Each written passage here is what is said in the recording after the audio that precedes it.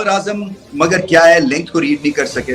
और ये होता है जब आपकी फॉर्म चली जाती है तो पहली चीज जो आप करते हैं कि लेंथ आपसे रीड नहीं होती, अगले गेंद को पीछे, पिछले गेंद को आगे, और कुछ इसी ऐसे ही दिखा बाबर आजम का भी। और वही बात है कि जो फ्रंट फुट की बैटिंग है पाकिस्तान की जनरली वो कमजोर है, खासतौर पे इन कंडीशंस पे ड्राइव नहीं सीधी लगती है और फिर वो हाफ हार्टेड अटेम्प्ट होते हैं और फिर इसी वजह से तिरछे बल्ले से खेलना पड़ जाता है गुड लेंथ वाले बॉल को, क्योंकि सीधे बल्ले के साथ फ्रंट फुट पे रोकने का कॉन्फिडेंस नहीं होता है। इसने 12 इनिंग में 50 नहीं किया और कौन सा आराम, इसका कौन सा बड़ा वाला ऑपरेशन हुआ है जो इसे आराम दिया जाए? अबे निकाल के बाहर फेंको इस कागजी किंग को। आराम क्या, डंडा देके ऐसा बिठाओ इसको कि जिंदगी भर आराम करे। 37-38 की उम्र में ठोक के चला गया, शुरू ही नहीं होता खत्म होता है, तुम्हारी कब्रें बना गया वो अपने साइज की। बिलखुसूस बाबर आजम का आपने जिक्र किया।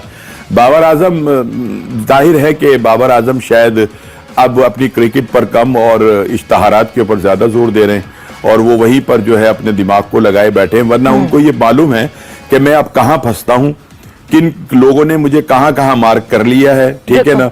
जो उनकी गलतियां हैं वो सारी चेक हो गई हैं और आप देखें कि वो उनसे वो गलती करवाई जाती है और वो आउट हो जाते हैं जी। आज भी जो आउट हुए हैं आज भी इसी तरह से है, जरा सा हल्का सा बाहर निकला है गेंद और वो जहां फंसते हैं या तो वो एलबीडब्ल्यू हो जाते हैं उस बॉल के ऊपर या फिर स्लिप मार देते हैं। और ख्याल है, मेरा जाती ख्याल है कि वो काम करके बैठे हैं, उनके जो एनालिस्ट साथ गए उन्होंने होमवर्क किया है, उन्होंने पूरा होमवर्क करके देखा नहीं आज वो शेरों की तरह से लपके हैं। बाबर आजम वैसे ही स्ट्रगल कर रहे हैं। लोग बोलते हैं कि सिर्फ फोकस बाबर आजम के ऊपर क्यों है, दूसरों के ऊपर क्यों नहीं? क्योंकि भाई साहब आपने 2-3 साल पूरे पाकिस्तान को ये बताया कि I am the greatest batter that this country has ever seen in their history of more than 70 years.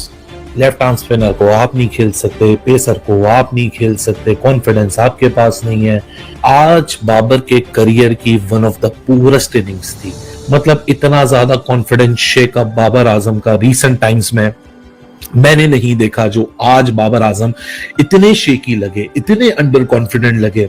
आपके दोनों ओपनर्स जो हैं, एक अब्दुल्ला फॉर्म में नहीं है, सो एक तो फाउंडेशन आपकी हिल गई और कई टेस्ट मैचेस से फॉर्म में नहीं। ऑस्ट्रेलिया में भी उनका कुछ कहानी ऐसी थी और बहुत ज्यादा दरार नजर आ रही है उनकी टेक्निक में और वो ठीक होने का नाम नहीं लेती है। देखे ना, एक आप गलत शॉट खेलते हैं, 2 दफा गलत आउट होते हैं।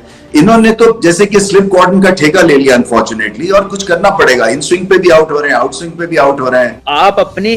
आप एक चीज को देख लेना तो वही बहुत है कंसर्न के लिए। इतनी सारी चीजें, किसी एक चीज को देख लें। आप देखें आपके जो टेक्निकली टाइट प्लेयर्स है ना ਤੁਹਾਡੇ ਵੱਲੋਂ, जैसे let's say for example Abdullah Shafiq, कि वो टेक्निकली एक अच्छा प्लेयर शुमार होता है, ठीक है, वो बड़ा प्लेजेंट प्लीजिंग ऑन द आई है, जब आप उसको देखें तो लगता है बड़ा खूबसूरत खेल रहा है और खेलता भी है। लेकिन देयर आर टाइम्स के जब वो ऑफ स्टंप के बाहर खेलता है, थोड़ा सा पुश मारने जाता है तो उसका बैट एंगल्ड होता है, it doesn't look, is looking out of sorts. वो फॉर्म शॉर्म वाली तो कहानी दूर की बात है, आउट ऑफ सॉर्ट्स है। आउट ऑफ सॉर्ट्स का मतलब कि दिमागी तौर पे is finding it hard to focus कि क्या करना है। बट सर उसके चेहरे पे वो नजर आ रही है टेंशन।